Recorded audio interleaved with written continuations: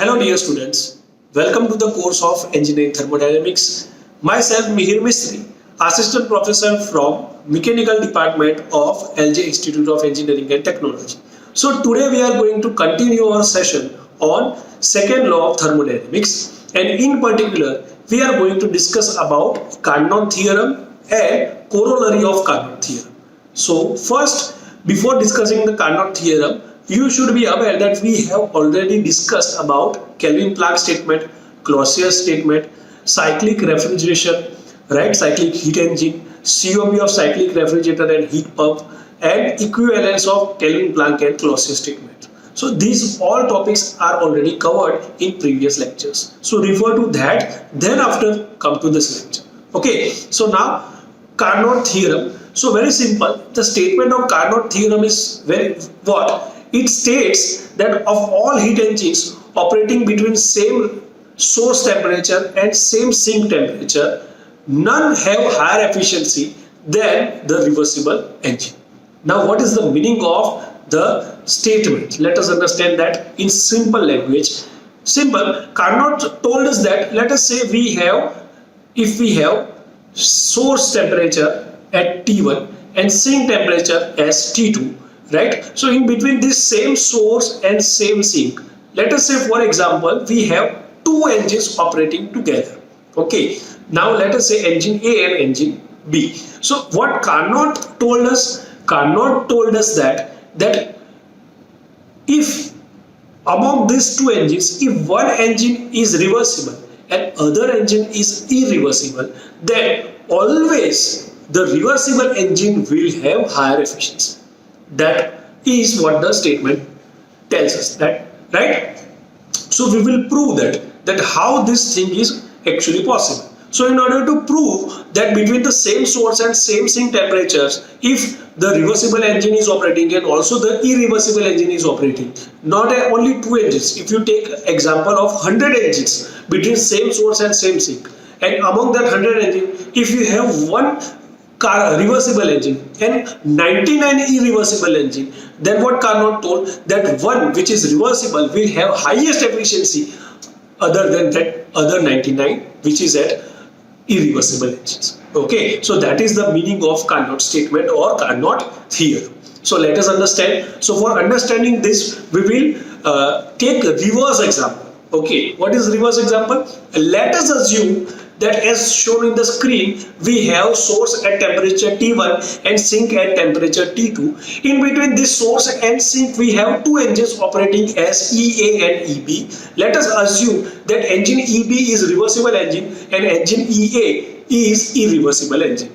Now here you should note, everyone students, that EA and EB engine is at same source temperature T1. That means it will consume same amount of heat. That is equal to Q1. Okay, so here corresponding to the respective engines, here the heat supply for different engines is denoted by Q1A and Q1B for engine A and engine B respectively.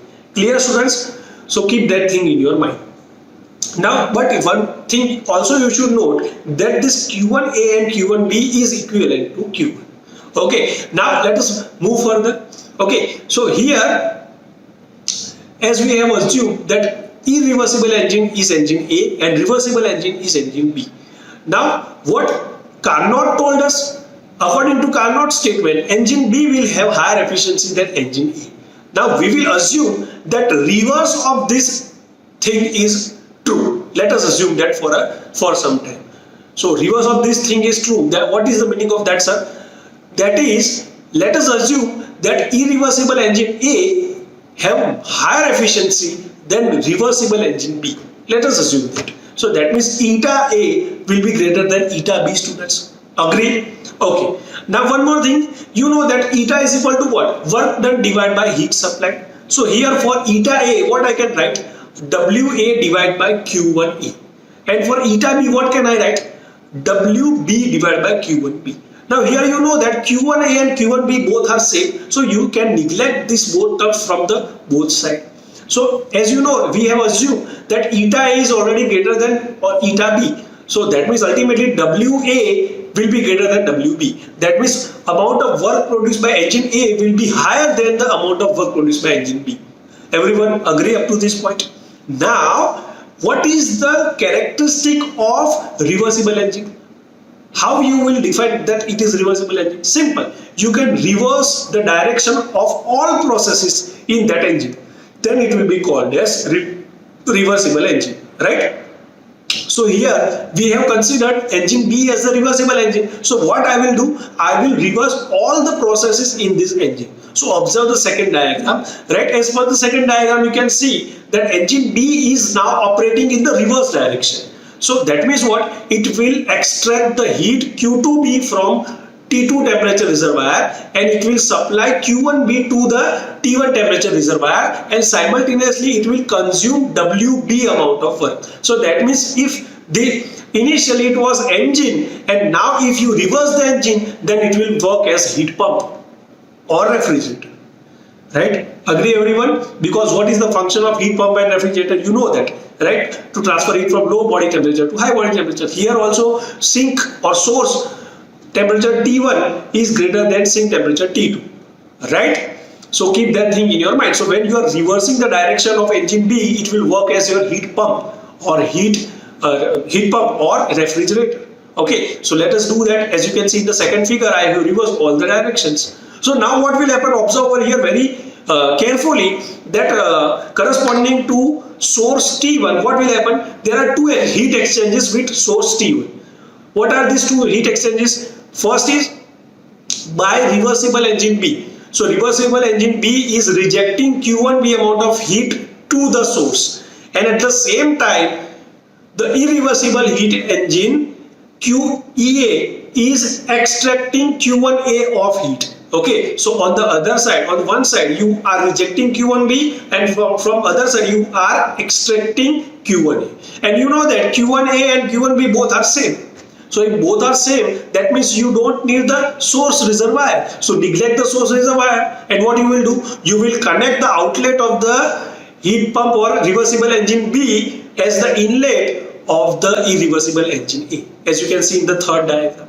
Okay, so now if I will do so, then what will happen? You know that in order to operate the heat pump, you require the work, right? You require the consumption of the work from the outside. So here you can see, I know that because my efficiency of engine A was greater than efficiency of engine B, so that means my work done for A was greater than work done for B. So that means my engine A is producing, let us say, 100 kilojoule of work, and on the other side engine B is, let us say, consuming in the reverse direction 50 kilojoule. So what I can do is I can supply from 100 kilojoule 50 kilojoule to reversible engine B.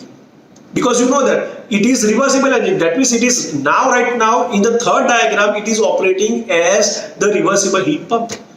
So heat pump will consume the work. So that is WB is ultimately supplied by WA. And though you know that initially, according to our assumption, WA is greater than WB, so some amount will be have as the output. That some amount is equal to what? WA minus WB. For example, I have told you WA is, let us say, for example, 100 kilojoule and WB is 50 kilojoule. So from 100, I have already supplied 50 kilojoule for the working of reversible engine B. So now what we are left with? So 100 minus 50, we are left with 50 kilojoule. So that will be our output if we combine or club both the system together. Okay, so that means if we combine or club both the system together, so that will construct a new device which will exchange heat with only low temperature reservoir and will produce some net work equivalent to WA minus WB. Clear? Right. So that means what? If we will do so that is nothing but this combination engine will violate the Kelvin-Planck statement, because you cannot exchange heat with single reservoir and you cannot produce net work.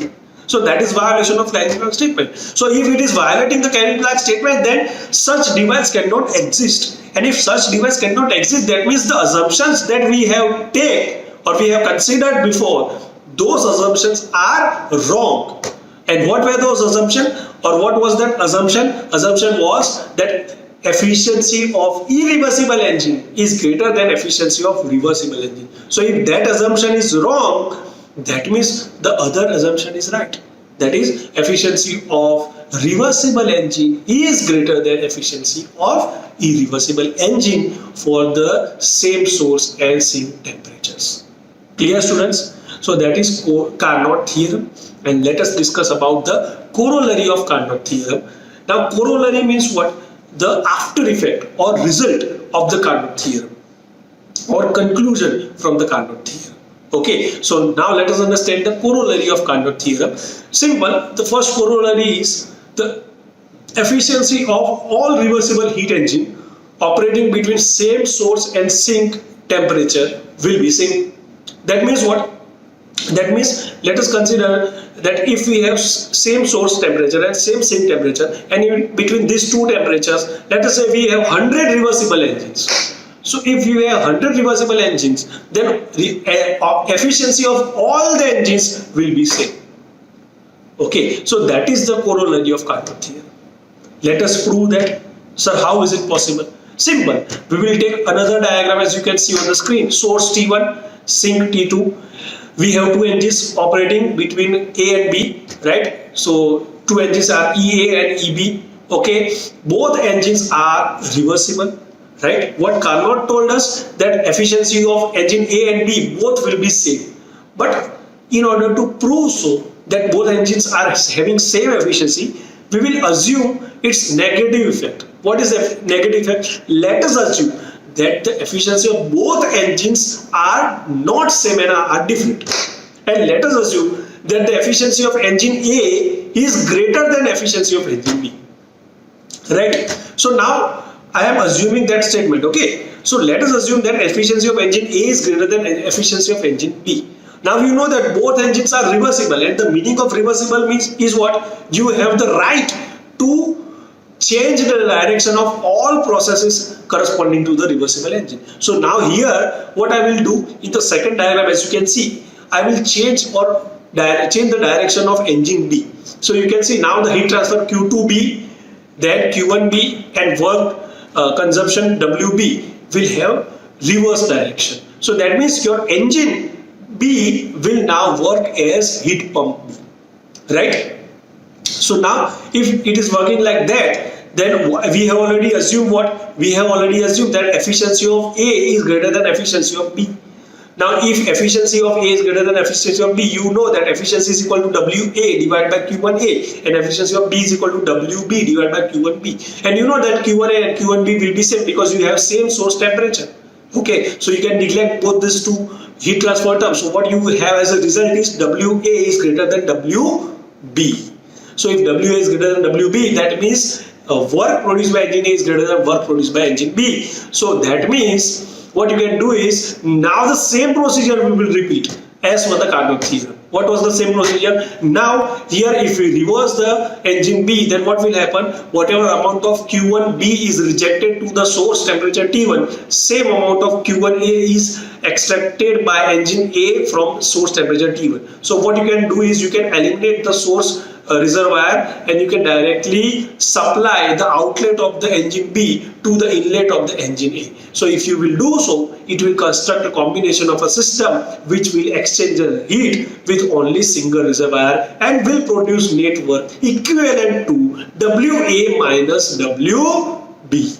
And if you are doing so, that will violate the Kelvin-Planck statement, and that means your assumption is wrong. What was the assumption? Assumption was that efficiency of engine A is greater than efficiency of engine B. So that is wrong. Now, if that assumption is wrong, then what is other possibility? That means other possibility is now it might be possible that efficiency of A is less than or equal to efficiency of B. Okay, so now if it is less than B, then what will happen? You can explain the same funda for less than B. That will also prove wrong and you will lead to the violation of Kelvin-Planck statement. So efficiency of A is greater than B. That statement will prove wrong. Efficiency of A is less than efficiency of B. That statement will prove wrong. So what we are left with, efficiency of A is equivalent to efficiency of B. Okay, and that is the corollary of Carnot theorem. Another second corollary is what? that between the same source temperature and sink temperature, if you have all reversible heat engines, then efficiency of reversible engines will be independent of the type of working fluid used. That means, let us say we have a source temperature at T1 and sink at temperature T2, and in between this source and sink, if we have 100 reversible engines, so if we have 100 reversible engine, then the efficiency of all these engines will be same. Though if you use petrol in one engine, if you use diesel in one engine, irrespective of the fuel used. Okay, it will not depend on the fuel used. Remember, these things are already for reversible engine, not irreversible engine. Okay, all the engines are reversible. So for reversible engine, if you take any fluid irrespective of the type of fuel used, your efficiency will remain same for all engines if they have same common source temperature and same common sink temperature. Clear? So that is all from my side. Thank you.